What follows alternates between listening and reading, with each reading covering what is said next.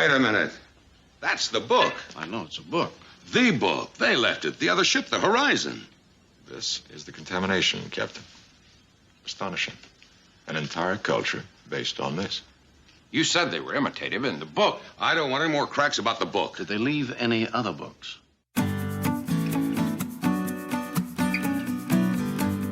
Welcome, everyone, from around the world to Positively Trek. We thank you so much for joining us. I'm Bruce Gibson, and with me, as he always is, and reading Star Trek books, is Dan Gunther.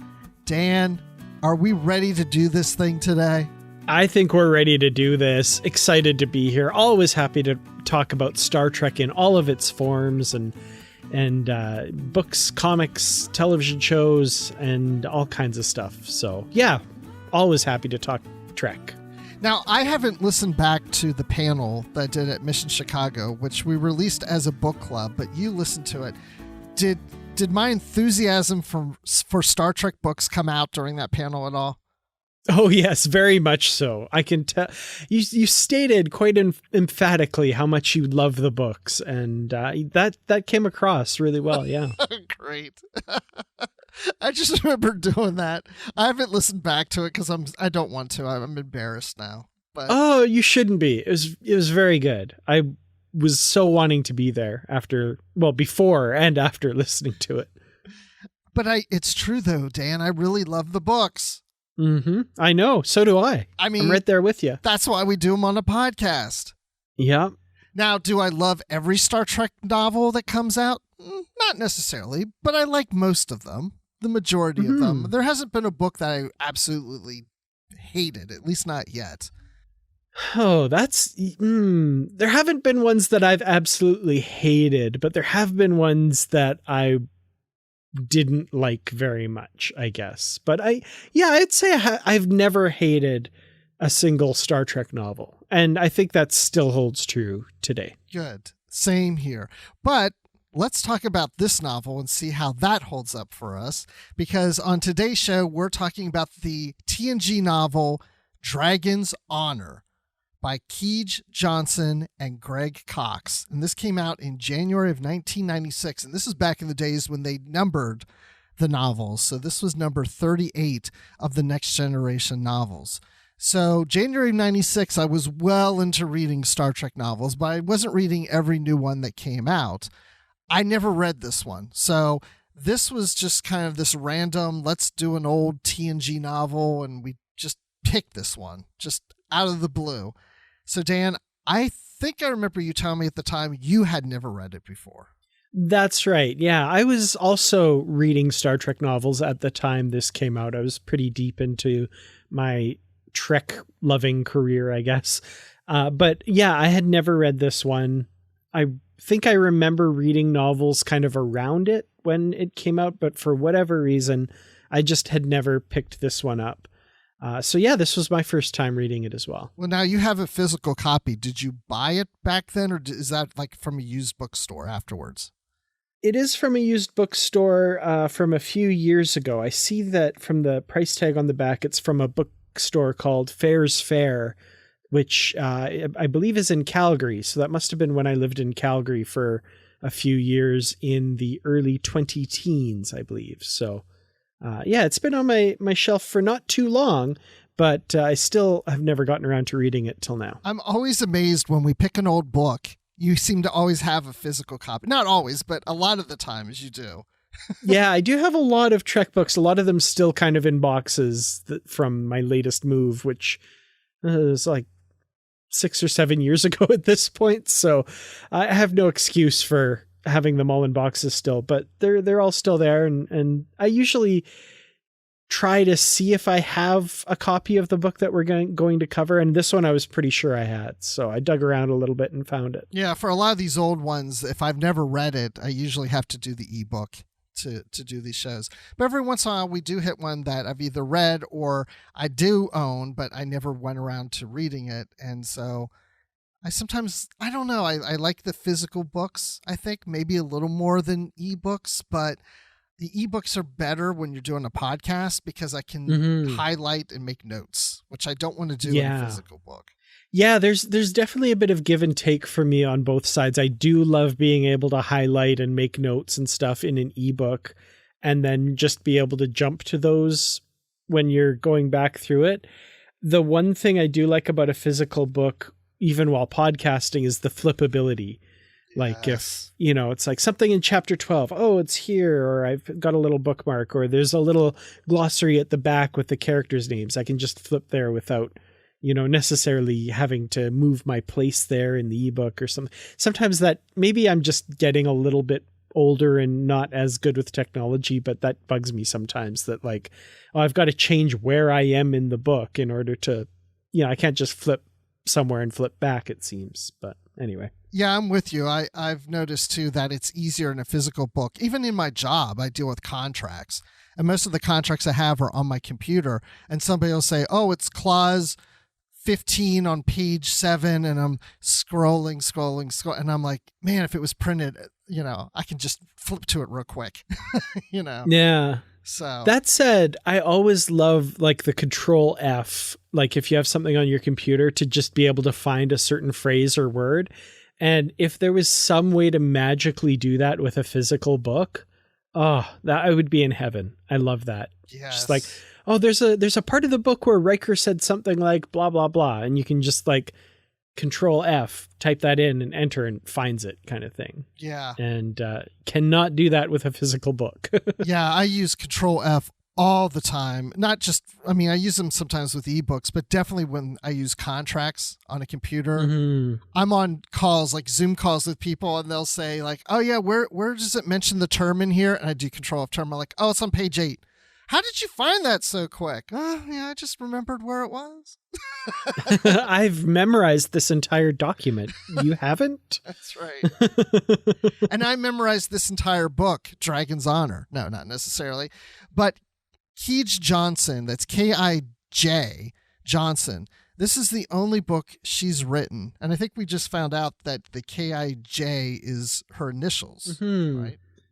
Yeah, Catherine Irene, I'm not sure if that's pronounced correctly, but Catherine Irene Johnson, which I'm assuming, the K-I-J, that's what that stands for. Yeah, it looks that way. So this is the first and only Star Trek novel she's written. But then it was co-written with Greg Cox, who's written many Star Trek novels since. And I think this is one of his first, if not his first, of the Star Trek novels that he's done. As Dan types and looks it up right now. I just need to know. I'm pretty sure this is, like you say, at least one of his first, if not his very first. I feel like it might be here. Well, he wrote it in 96 during the eugenics wars. Yes, right, of course. When Khan blasted off from Earth, I remember that year well. He did too. Sure. He wrote books about it. He did, yep. So I'm looking here too. I did find a book, Devil in the Sky from 95, which was a Deep Space Nine book that he wrote. Which we did cover, I believe, on Literary Treks. That's right. Yeah. So, but this one, I guess, then would be his second Star Trek novel. Okay. So let's kind of give you a quick, we're going to go right into spoilers and stuff, but right before we do that, just to kind of set up the book and what it's about. So there's this throne world named Pi, which is also known as the Dragon Empire. And they have avoided contact with the Federation and other civilizations for years, thousands of years, or whatever, for a long period of time, however long that might be. They're not even sure how long, but that the Dragon Empire has been around. But the Enterprise has now been assigned to go visit the planet. So I guess they have now opened up communications. The planet's in the Dragon Nebula. And there's this theory that these researchers have that the Empire was settled by colonists from Asia after the genetics war, and they resemble medieval China. So we're talking about late 20th, actually 21st century, that these people would have left Earth and colonized this planet as medieval ancient China.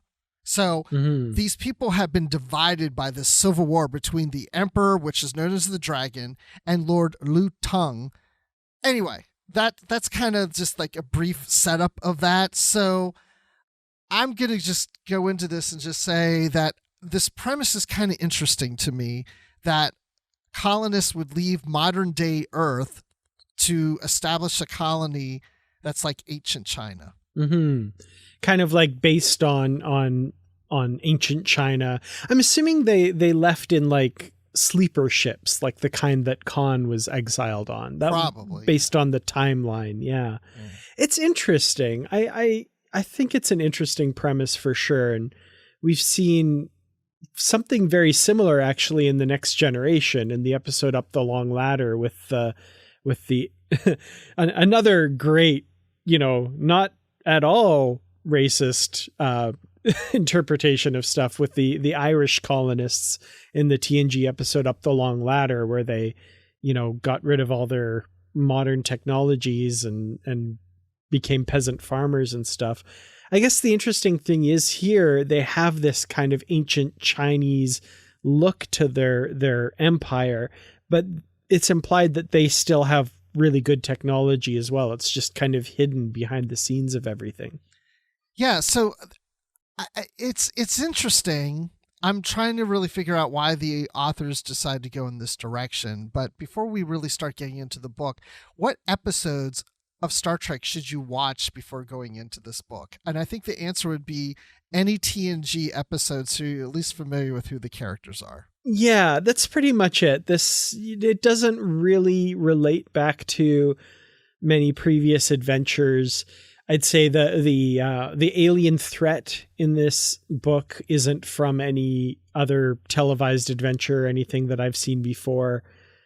So yeah, it's a pretty fresh adventure for the Next Generation crew, very much standalone. So, I'd say if you're familiar with the TNG series in general, even if you've just watched a few episodes, you'll be able to get this book and what it's all about. Well, I'm looking here at chapter 1. It starts off with a captain's log, stardate 47146.2. And I know my Star Trek to know that it starts with 47 means it takes place in the 7th season or the 7th year of the Enterprise D. So this is the last season of DS9 when this is taking place. So it's not early on, but you're right. It doesn't relate to anything from like a previous episode or even a previous novel. Yeah, but when you're reading it, you can picture Worf with his big long ponytail, because that's what his hair was like at the time. That's like how you determine what season you're in. It's like, what's Worf's hair doing? And is Deanna Troi in a uniform or a skin-tight leotard? Or, as in the case of this novel, neither, and something very different. I was actually going to bring up Troi, and you went right for it. I was like, there you go. Yeah, we're going to get into that. Definitely, for sure. So, initial thoughts of this novel before we really get into it. This one took a little bit of work to get into. There were a lot of things that it was doing with the story and with the characters that had me kind of questioning, why is the Federation here? What is the Enterprise trying to accomplish with this mission? Why do we care about some things? But as I got into it, there's kind of a central mystery of the story, and it's nothing too crazy or too convoluted, but it does involve our characters trying to figure out who's behind certain things and what's going on. So I appreciated those aspects of the story. I appreciated the actual kind of plot as it was going forward. It was kind of the world building of the Dragon Empire and a lot of the things that this novel is trying to say about these people and their society that had me scratching my head a lot. So I have very mixed feelings on this novel. Definitely not a favorite. It's not one I don't think I'm ever going to revisit this novel. But I'm glad to have read it. It's never going to be one of my favorites though. Same here. I didn't really care for this that much. I will say I wasn't bored with it. It wasn't like it was hard for me to get through it at all.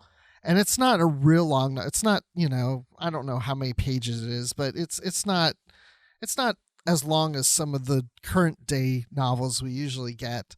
So it's a fairly quick read.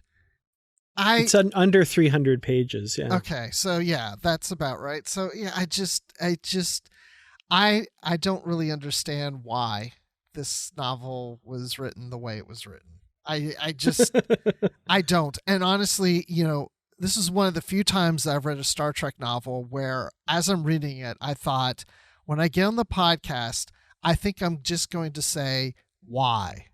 Why write this novel? Why are we reading? Like, I'm not really getting it. It's not that bad, but without getting into the spoilers now, I'm going to save it for when we really start digging into the book, but I just don't understand why. And no, I know what the other thing I kept saying to myself is, what am I reading? What is this? What is going on? And to be honest with you, when I started to go through the book again to prepare notes, I started thinking, oh, wait a second. Was this supposed to be a comedy? Is it supposed to be funny? Because I didn't think of it that way at the time. I mean, there's still funny moments, but it's like, I almost think like this is supposed to be a joke. I don't know. Not like a Gold Key comic joke, though. Yeah, or like how much for just the planet? Like not quite that level. Yes. Actually, but Gold Key comics, I can see this concept being used in a Gold Key comic. Very much, yeah. It feels like an original series episode where they visited the gangster planet or they visited the Nazi planet. This is the ancient China planet, I guess. Yes. So it kind of fits that way a little bit. And I thought of that. And I thought, well, that does feel like Star Trek, and that works. But after we come back from the break, we'll go more into it. And it's not as bad as I'm saying, but I think this could have been better if they hadn't done some of the things they did that bother me. And you'll find out what bothers me right after this break. This episode of Positively Trek is brought to you by our wonderful supporters on Patreon, including our Constitution class supporters Jim Stoffel, Joyce Marin, Carl Morris, Dave Garcia, Rick Young, Paul D. Kinnear, John Blaber, and Jesse Earl. Thank you all so much for your support of the Positively Trek podcast. If you would like to become a patron of the show, go to patreon.com/positivelytrek. You can get early access to episodes, exclusive content, shoutouts, associate producer credits, and more. Again, that's patreon.com/positivelytrek. Thank you once again. And now let's get back to the show. Welcome back to Positively Trek, because I'm positively going to tell you what I think of this book in a positive manner. No, but all seriousness, I don't hate this book. And if I had to read again, I wouldn't have a problem with that. It really wasn't that bad. I just have certain issues. And if I have certain issues with something, then I typically can overlook things, but this one I just don't get. So I don't even know what to say. But anyway, like we said at the beginning of the show, there's a civil war going on. Now you have the Emperor's eldest son, the dragon heir, who is set to marry Lu Tung's daughter, the Green Pearl of Lu Tung.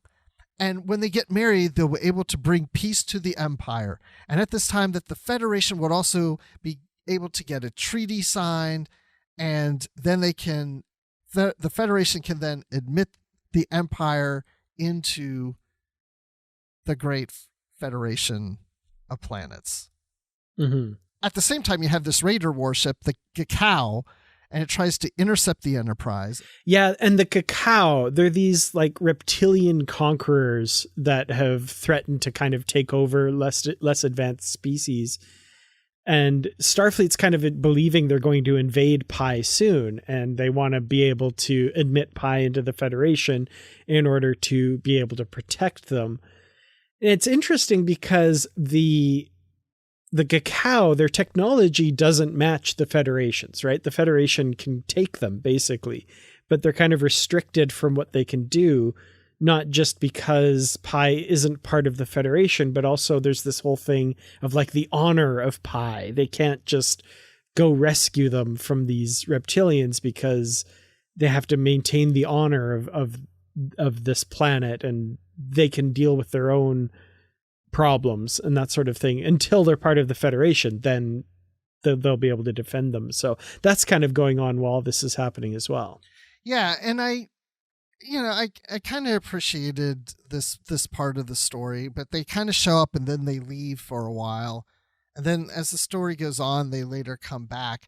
But they're also working with somebody on the planet of Pi that's helping them in their mission to try to disrupt things that are happening there of getting the treaty signed, because they don't want the treaty to be signed, because they eventually do kind of want to conquer or take over this planet, which in a lot of ways I kept wondering, well, why haven't they done that before? Like, why are they waiting till now? They've been in this region of space apparently for long periods of time, conquering worlds.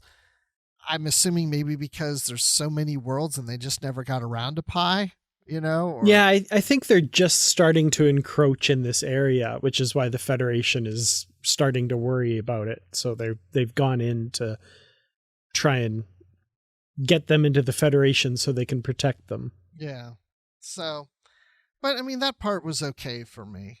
But then the Enterprise gets to Pi, and we find out that, as we said, they, during these medieval, ancient kind of Chinese ways of things, which I think is pretty cool. I mean, not to the full extent. If they weren't doing it to the full extent, that's fine. But if, certain ways of their culture or design and art and certain ways that would be fine. But this is like full tilt, ancient China kind of way of doing things, to the point that the women are all like servants. Mm-hmm. And they're like second-class citizens. And this is the part I have a problem with. But the problem I have isn't that, if you go to a place like, Ferenginard, you've got issues there with, women always have to be subservient. They have to be naked and all this stuff. This is a colony from Earth that left during this time period, the time period we're living in now. What group of people in today's age, especially women, would want to go to a colony and be subservient to men? I don't understand that. Yeah. And yeah, that doesn't make a ton of sense to me either. Oddly enough, that's not the biggest problem I had with this whole part of the story. My big problem is, well, then now we're going to admit them into the Federation, and they hold these values, and they treat whole parts of their population, half of their population, basically as property. Right. Like to the point where, and I'm jumping all over this novel now, to the point where Riker is playing a poker game against a bunch of other men, and they're betting their concubines, and Riker is winning them. Yes. And I'm like, wait, how is any of this okay? Like, that's not right at all. Yeah. And Riker's checking out different women, and they're like, oh, you like this one, huh? And he's like, yeah, she's beautiful. I'm like, what is Riker doing? Mm-hmm. Like, this doesn't feel right. And that's the problem I had too, is the Federation wants to admit them into the Federation. And the third problem I had is how Troi and Crusher are just like, oh, we're looking forward to getting out of our uniforms and just dressing in the garb that they wear down there, so we just kind of fit in because we don't want to disrupt this treaty from being signed. They're almost like looking forward to it, like this would be fun. And yeah, I would think that they would be like, we have a problem with this, and maybe we shouldn't go down if because I'm not going to participate in this. But they do. It's like they're enjoying it. Yeah, and again, they don't seem to have any problem with them being a part of the Federation, even though they, would interact with other Federation members and expect women to be submissive and subservient. And yeah, the whole cosplay thing where they're like, okay, we're going to dress in more feminine garb. We're going to wear gowns and stuff, rather than our uniforms, so as not to disrupt things. I was like, okay, I could see maybe something along those lines. And my thinking was the story was going to go in one particular direction, and it kind of does a little bit, but not far enough, I don't think. My expectation was Crusher and Troi are going to go on this away mission, and at some point they're going to demonstrate that women are just as capable as men and bring a new kind of awareness, and you know, maybe this book has a bit of a feminist angle to it. Maybe that they'll overcome this and prove, you know, yada, yada, yada. And there's a little bit of that. Like there's a little bit of like Crusher. Oh, you're a doctor. You know, the healing arts. Wow. That's crazy. Weird. And yeah, so that gets touched on a little bit, but I really that didn't pay off the way I thought it would. And it really does just kind of be them being there as eye candy a little bit, especially with Troi, even though she does play a pivotal role with, you know, getting the treaty signed. She's kind of, I wouldn't say willing, but she's willing to use the situation to her advantage when the dragon gets like interested in her and invites her back to his room and stuff. And she kind of goes along with that, and I understand it's for the purposes of advancing the Federation's cause, but it still seemed like that was, I don't know, icky is probably the best word I could come up with there. Yeah, that's a good word for that. I just kept wondering why. I don't know why it's being written this way. It would work better for me if for some reason the Enterprise went back in time to this period, and they're not having them enter into the Federation, but this is a period of time that they know this is what it was like. They're not there to necessarily change it because they're not there to change history, but there's something they need to accomplish while they're there, and so they just have to go with it and fit into the society and deal with it.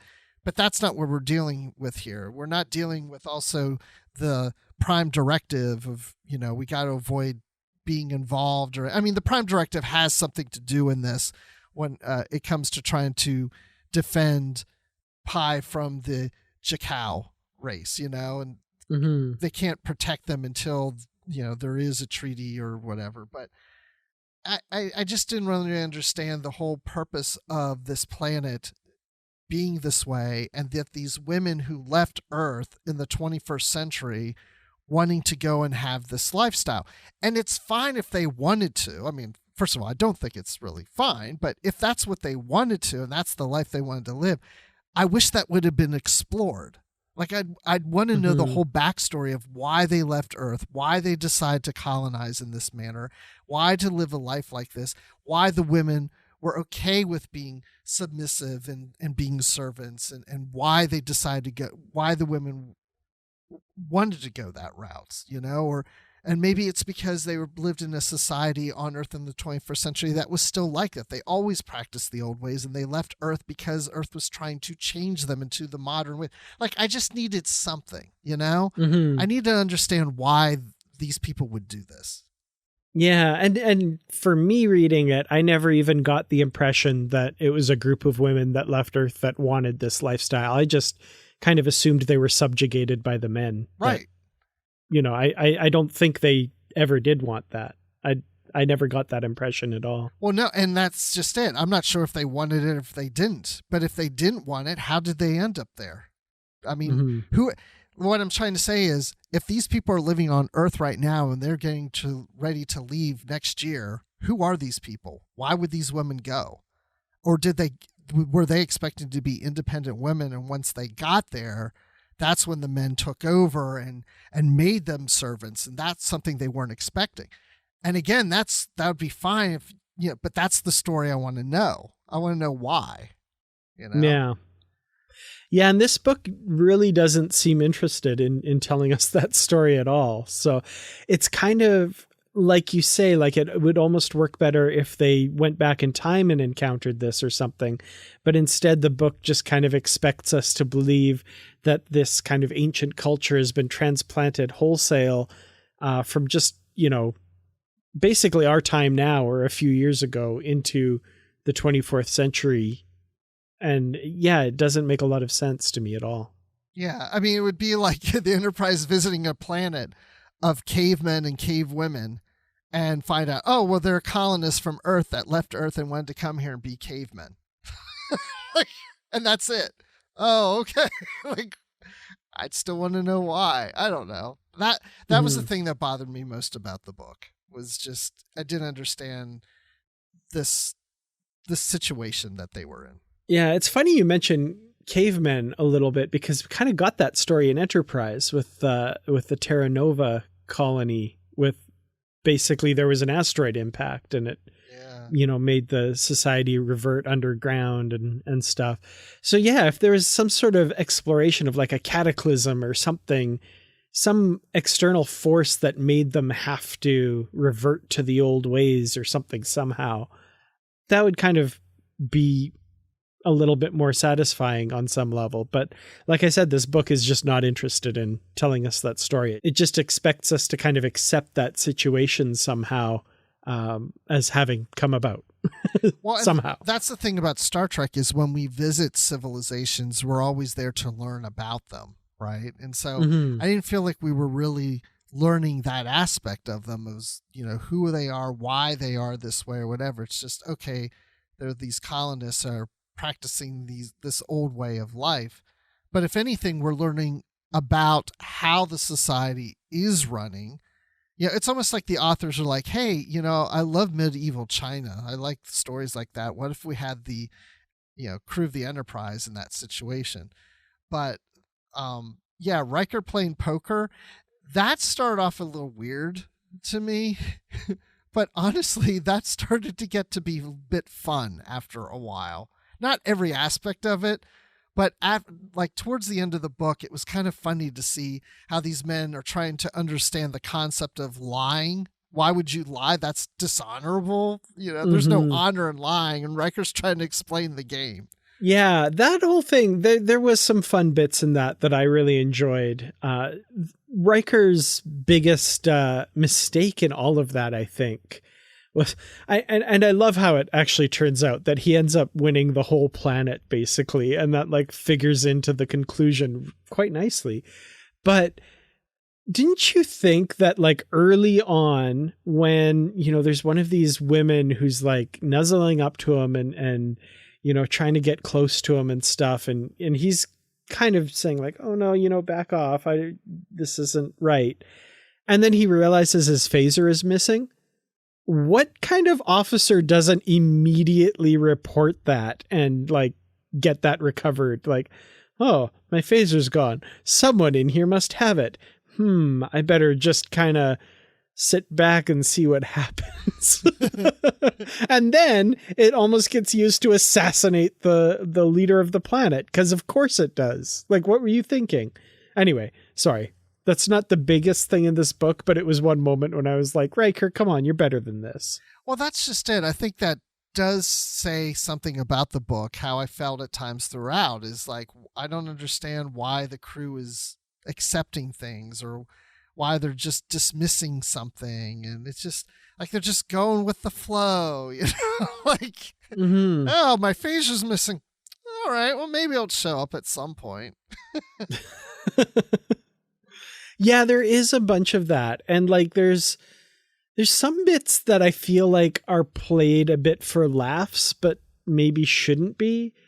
Like when the dragon, for example, there's an assassination attempt, and there's this thing that's going to like fly at him, or fly at somebody. They don't know it's the Emperor. They don't know exactly who the target was. But I kind of, for this part, I pictured, if anybody's familiar with Dune, the little hunter seeker, the little floating syringe that like zips out and kills people. I pictured something like that. And Data, of course, sees it and acts extremely fast and stops it. And then the Emperor is kind of like obsessed with getting his hands on Data and like having Picard grant Data as a gift. And Picard's, like, oh no, you can't do that. He's a member of my crew, blah, blah, blah. And there's some lip service paid to like, well, he's a sentient being and we don't buy and sell people. But then the same thing kind of happens later with Deanna, where he's kind of intimating that Deanna Troi would make a great gift from the Federation. And like, how is anybody okay with this? Like, no, I mean, they're not okay with it, obviously, but they don't say like, well, under our Federation beliefs, this is wrong. And people can't, he doesn't once say people can't own another person in the Federation. Well, apparently they can now because they're going to admit the Dragon Empire into the Federation, and slavery is regularly practiced. So that just, I'm sorry to keep coming back to that point, but it really bugs me. No, it bothered me too. It just didn't feel right. You know? Yeah. None of it felt exactly right. It was, that's why I was saying earlier, what is this? Why am I reading this? Like, I don't understand. Because where are the moral lessons that you get from a Star Trek episode or book in these types of situations? I mean, first of all, I think I would accept this culture better if it was an alien culture of some type and not a descendant of Earth. But at the same time, even if it was that, I would expect the Enterprise crew, like you said earlier, that maybe they show them that women are just as good as men and shouldn't be servants or something, or just something in there where that's not how the Federation works, and this is what we are, and this is what we've learned, and maybe you're not quite ready to join us, but there was never anything like that. It was just more Picard is desperately trying to fulfill his mission of getting the dragon to sign the treaty so that they could become Federation members. And hey, the way you're living life, hey, don't worry about that. We just want you to be members. And it just didn't feel right. Yeah. And I mean, I kind of get the ultimate goal of saving lives, right? Like they see that these people are going to be wiped out by the Gakao. That's what they do. They go and wipe out and terraform planets and make them livable for their own species. But at one point, like the Emperor is kind of like, I don't know about this treaty. I don't know about joining the Federation. We feel maybe you don't have enough honor that we want to join you and combine our honor with yours. Well, we have more than enough. Our ships can protect us. And Picard knows and explains to him, no, your ships cannot. Like, they will wipe out everybody here. And he's still like, no, let's just eat stuff and party and don't worry about it. It's fine. Like, at what point do you, as Picard, just say, well, there's nothing more I can do. Like, I'm just going to walk away. You're not willing to accept our help. You're going to be the doom of your own planet. Like, and I've explained this to you. What more can I do? Like, I feel like at some point you just have to say, like, okay, this isn't going to work. I'm sorry. If you change your mind, hail us. We'll be nearby. But yeah. Does that make me a bad person because all these people are going to get wiped out because of the idiocy of this Emperor? No, because it's like the Prime Directive, right? I mean, this whole non-interference thing, and even though that doesn't necessarily apply in this situation, that they can talk to them. I mean, I guess they have the technology and they are descendants of Earth that they can, and there was communication that they can. It doesn't mean that, I guess what I'm trying to say is let's picture something else. Let's picture that there's some alien planet and the Enterprise is driving by it. They don't necessarily drive, but I like that. They're driving by the planet and the planet reaches out, or the Enterprise knows that there's some other alien race that's going to attack the planet. And the Enterprise beams down and says, hey, we want to tell you that you're about to get attacked and we're here to help you and protect you. And they go, nope, we're not interested. Thank you anyway. Well, wouldn't the Prime Directive say that they can't interfere with that? Even though you want to save their lives, they're telling you no. That's kind of what it felt like in this too. He's like, I'm not worried about it. I don't care. And they're not even members of the Federation. So you would think Picard would try to more desperately try to convince him. And then if that doesn't work, trying to find some kind of loophole in this whole thing that he can maybe help protect them without having the treaty signed, you know? Well, and the other thing that kind of drives me a little bit nuts at the very end of the novel as well is, like, the Emperor has agreed to sign the treaty. They've said, like, basically things happen and he's seen the light and he's like, okay, I'll sign the treaty. Yes, we want to bind our honor to yours, yada, yada, yada. He agrees, but they still can't do anything until the marriage happens, because until the marriage happens, the planet is not truly at peace, and they can only admit them into the Federation if the planet is truly at peace. And I'm like, okay, that's too convoluted. It's ridiculous. He has signed the treaty. They're obviously at peace if they're sitting there attending a wedding that is meant to bring the planet peace. Go ahead and defend the planet. Like, why do they have to wait till the exact moment that they say I do, that like, okay, yay, now we can do what we have to do? That just struck me as so kind of ridiculous and convoluted that, like, he signed the treaty. It's fine. Just defend them. They're going to get married. It's going to be fine. Yeah, because wasn't the marriage supposed to unite the two separate groups into one? So maybe the treaty can't cover the treaty has to cover all of them, right? So and that's what they say, yeah. But like, still. if it's gonna happen in the next 5 minutes, you know, I don't know. I'm not a diplomat, but like, it just was ridiculous, the kind of wording of that made that what had to happen first. Yeah. And then there's this, you know, we're talking about Riker, and, you know, he's fighting with this one guy, you know, there's this little brawl before they go into the poker game or whatever. And then in the same chapter, there's this whole story about Dr. Crusher, who's going to go and watch over the Green Pearl, and the Green Pearl's fighting with Shao Har, who's the heir's daughter from a previous marriage. And there just seems to be a lot of fighting going on, even between Worf and this Grand Minister of Internal Security. But then they get along just great. They decide they'll do their duel after the treaty and stuff. But I kind of loved their thing, by the way. It was like a little bromance type. Yeah, totally. But it was that chapter kind of went on for a while, of these going back and forth between these three groups, and a lot of, like I said, physical fighting or bickering or whatever. And that one's starting to get a little old for me. I don't know about you, but I couldn't figure out where we were going with this. Yeah, that didn't. It's funny, like the smaller details of the story, other than a few things that bugged me, didn't bother me as much as kind of the overall why question that you keep asking. So like some of these little side stories and stuff I thought were interesting. You know, I liked the fact that there's this daughter of a previous marriage and she's actually older than the new wife, which, by the way, is actually kind of weird and a little, again, icky.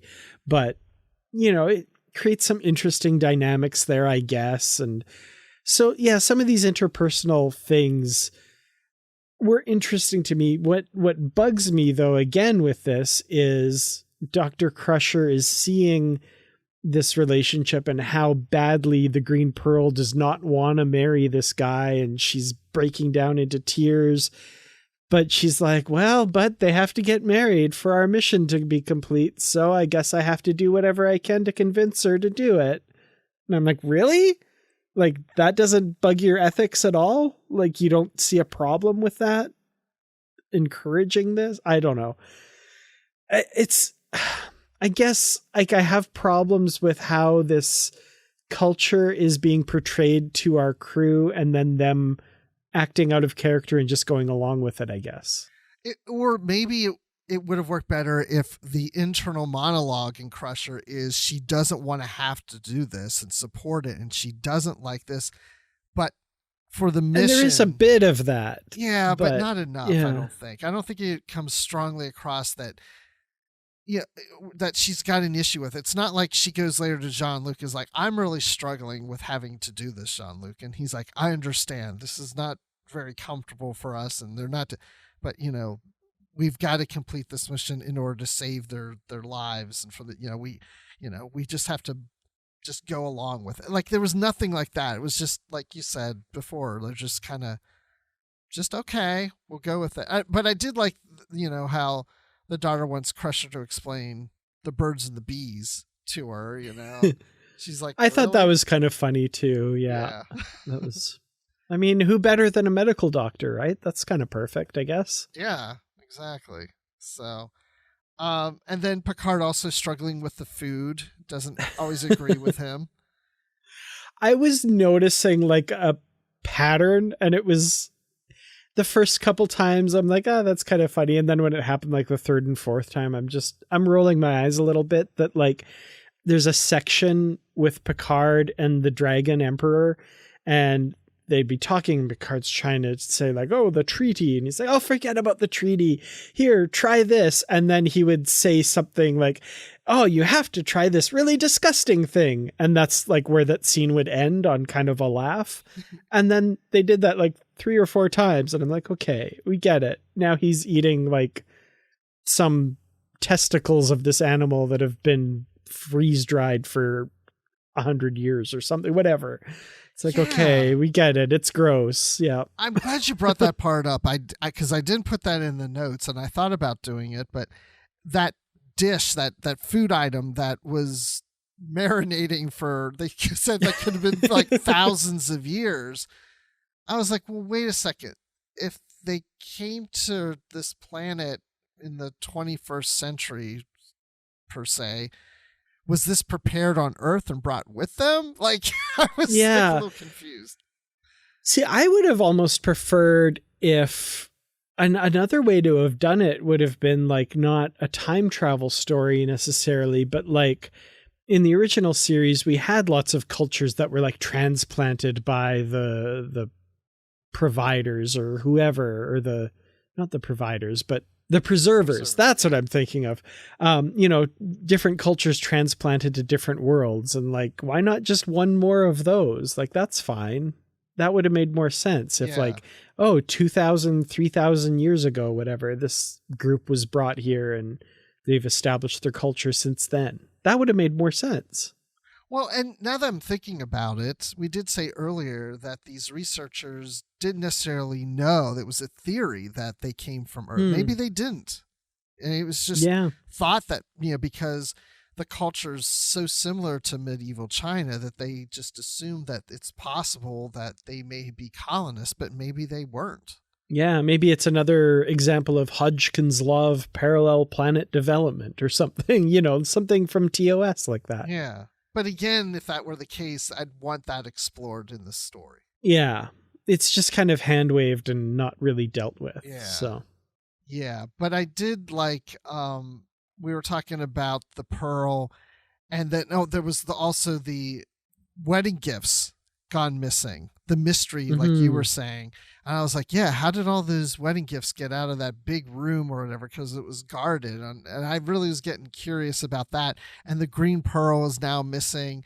And of course, she is later found with the heir's brother or whoever, and the second son. The second son, yes. And that, they're in love. They want to be together, because really this was an arranged marriage between the dragon heir and her.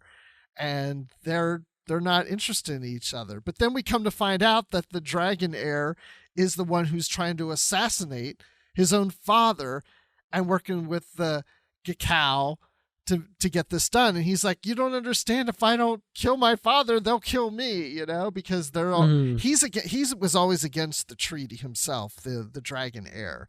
So that's why the Gakao was also interested, in working with him. But I did find that storyline interesting. I liked it. I've got to ask, were you surprised by that revelation, or was that kind of one of your guesses? Or that's a good question. I don't recall. I don't think it was one of my guesses. I don't think I gave a lot of thought as to who was doing it. But no, I don't think I was thinking of him. Were you? I was, just because the story, there's a couple points where like the traitor, whoever it is, we don't know yet at the time, is speaking with the Gakao, and at the same time, like, this person and this person have left the room, and that person is also not accounted for. So it could be any of them. And, you know, they made a point of like, ooh, it could be any number of these people. And I kept thinking like he was against the Federation Treaty. Like, I feel like he's planning something. But the story did kind of, when they revealed the second son had stolen all the gifts and stuff, I thought maybe, oh, he's got something to do with it. So they did pull a little bit of an old switcheroo on me there, but it wasn't, I would say I enjoyed the mystery, the whodunit kind of thing. Even though the answer wasn't that surprising to me, it was still the actual plot of trying to find out who it was kind of fun. Yeah, and then there was the whole thing where Picard's surprised, or Troy's surprised, that she didn't sense that he was the one assassin. And Picard said, well, it's because you're a woman and you're not near him. So if you're not near him, you're not going to sense it, you know? Yeah, they're like, oh, they sat far away at the table. So that explains it. Right. That almost felt to me, and I have no idea, but that almost felt to me like, wait a minute. Like they're writing and they were like, wait a minute, we had Troi on this mission. Why didn't she know? Oh crap. And they had to come up with something. I don't know that that's the case. I'm probably giving them too little credit there, but it just felt a little bit, oh, okay. I guess that's why she didn't sense it. Yeah, I don't know. And then the whole thing about then the Emperor proposes that Riker marry Shauhar but they can't get married because they're incompatible to have children. Like, at this point I was like, wait, this really is supposed to be a funny book? I don't know, because it was amusing at the end. Yeah, and like, because Riker had won the whole planet basically in the poker game, that was like the dowry, basically the gift to the bride's family, which would, you know, but then they're like, oh, we can't get married, but the gift still stands. We still have to give the gift. So the planet is yours again. And that was a little bit silly, but fun. Like, I was like, I could see Picard thinking like, aha, I know what to do. Yeah. And then also earlier in this, bits and pieces throughout the book, LaForge wanting to give them a fireworks show. And then he finds out that, oh, they've had these great light shows from the nebula. And it's like, oh, doesn't feel like he can really compete with that or something, you know? And I'm just like, wait, again, I'm like, wait, why is LaForge so like determined to do a fireworks show? I thought that was fun. It was just like he had nothing else to do really in the story. Right. So to bring him in to do that, I did love the very ending where like he does put on a fireworks show and it's amazing because it's just old fashioned gunpowder fireworks like we have nowadays. Right. It's like, nobody's seen these for hundreds of years. You know, this will be fine. And it's cool because, yeah, it's something new and unexpected. So I was like, that's cute. I kind of enjoyed that. Well, is there anything we haven't covered in here that you wanted to talk about? I don't think so. I think we covered it pretty well. I think so. Okay, well, final thoughts, Dan. I can't wait to hear what you have to say at the end here. Well, yeah, I generally speaking, again, damning with faint praise, I guess. It's not my favorite novel by any stretch. There are a lot of leaps in logic that don't make a lot of sense to me. My biggest problem still is, you know, why are we allowing slavery in the Federation if the goal is to get the Dragon Empire into the Federation, yada, yada, yada. And then the other main problem I have is the actions of our characters that just seem wildly out of character in a lot of instances. Riker especially, but also Troi and Crusher, I think, are a big part of that as well. It doesn't make a ton of sense to me. Where I get enjoyment out of this book is in the actual plot of it is well written. It moves, it's well paced. I enjoy the actual plot aspects of the story. I thought it was interesting, the kind of whodunit and all of that, and the, you know, Picard playing politics a little bit. And creative solutions to difficult problems and stuff. But ultimately, like I always hate giving low ratings, but I think I have to give this one probably 2 out of 5 hidden passageways beneath the Dragon Emperor's palace. I just wasn't one that I think adds a lot to the Star Trek story overall, and I think it's skippable if you're not interested in reading about some of this stuff.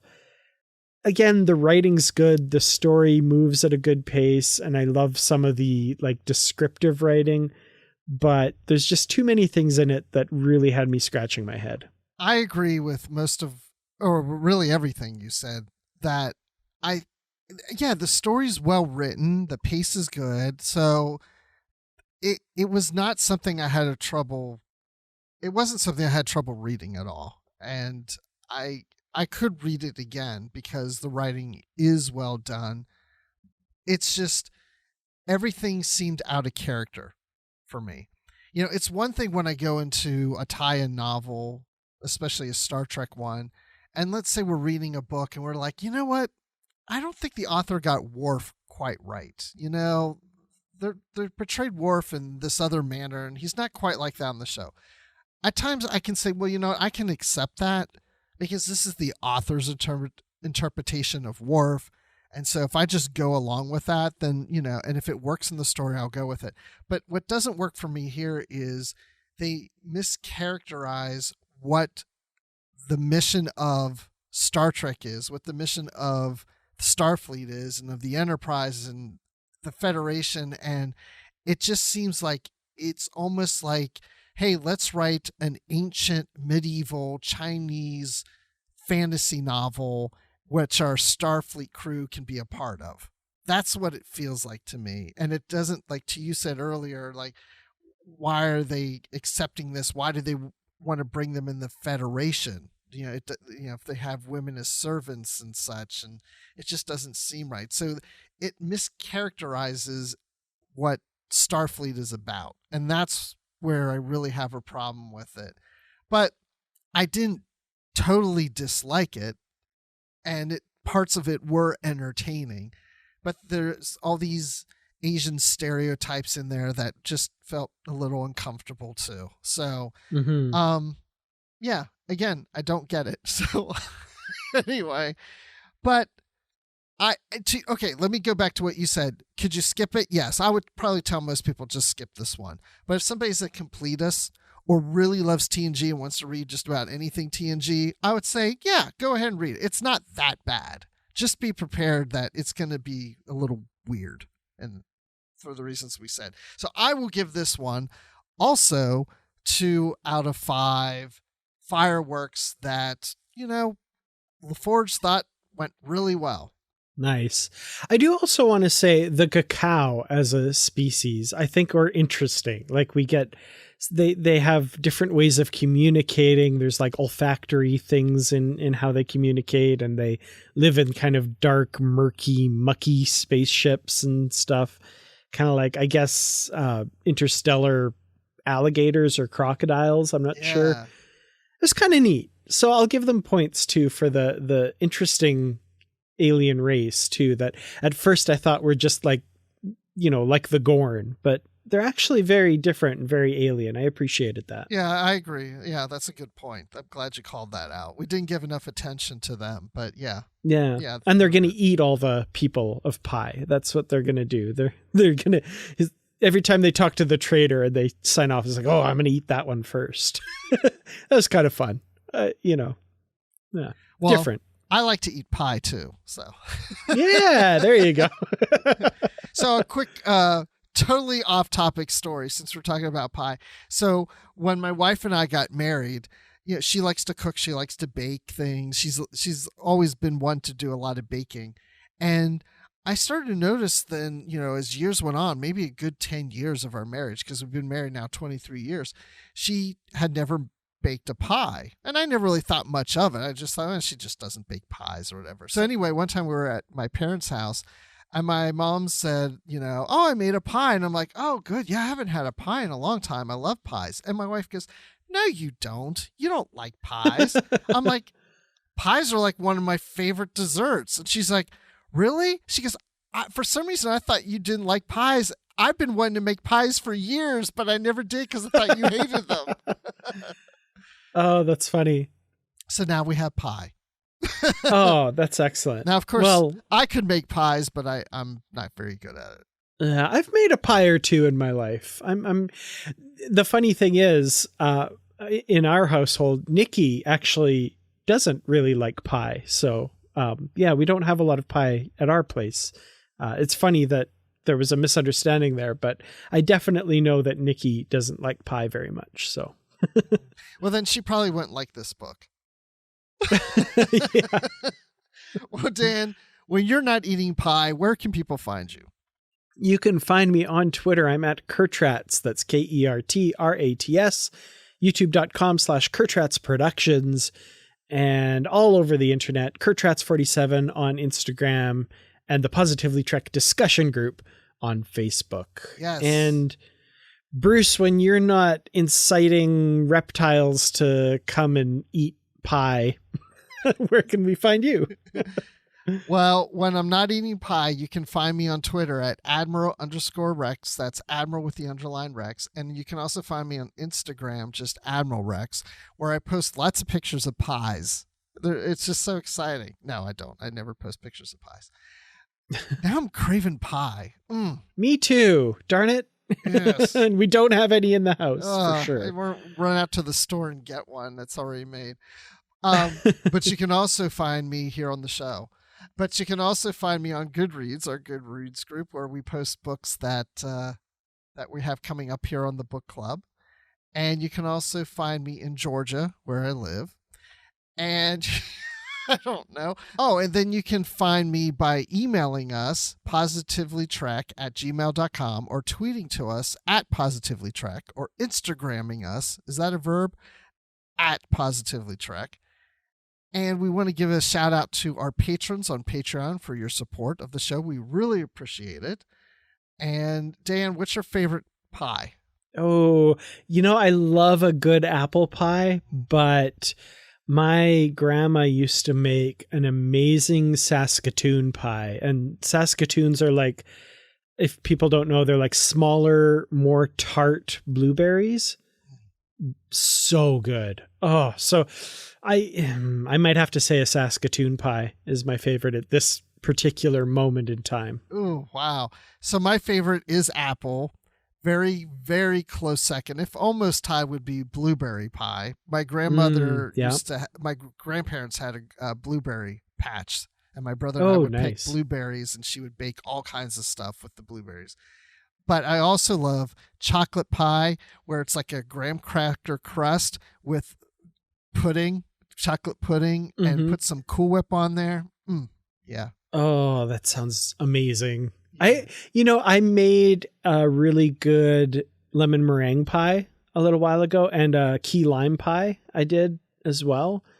And then a few years ago, it's not my favorite, but it's really good. I like pumpkin pie, and I made a pumpkin pie that called for maple syrup in the recipe. So it was like a mapley pumpkin pie, and then another one that called for ginger in the recipe. So it had like a ginger pumpkin pie. Those were excellent. Ooh, that sounds good. I like that. Oh, now I really want pie. I know. Darn it. What's funny about the pumpkin pie, I never really cared for pumpkin pie that much. I mean, at Thanksgiving, I might have a little slice of it or something. But my mom always made sure she made another pie, that like an apple pie, that I could eat. But over the recent years now, I've been getting more and more into pumpkin pie. And I think one reason is because my wife will take the pumpkins that we get at Halloween, and then she takes all the pumpkin out, freezes it, and then by Thanksgiving and Christmas, she'll make it. And I swear, it's like the fresh pumpkin is much better than the canned stuff that. Oh, so much better. It's so much better. So another big thing here in the South, which I think I've only had once, sweet potato pie, which is kind of tastes like pumpkin pie. I've heard of it. I've never had it myself. I know it's a staple of celebrations and stuff, but yeah, not one I've had. Yeah, I think I've had it once. But anyway, Guys, I'm sorry, everyone. We've got to go because we're hungry and we've got to have Yeah. some pie. So thanks, everyone, for joining us. Grab a fork, grab a spoon, sit down and join us. And while we do this, please stay positive.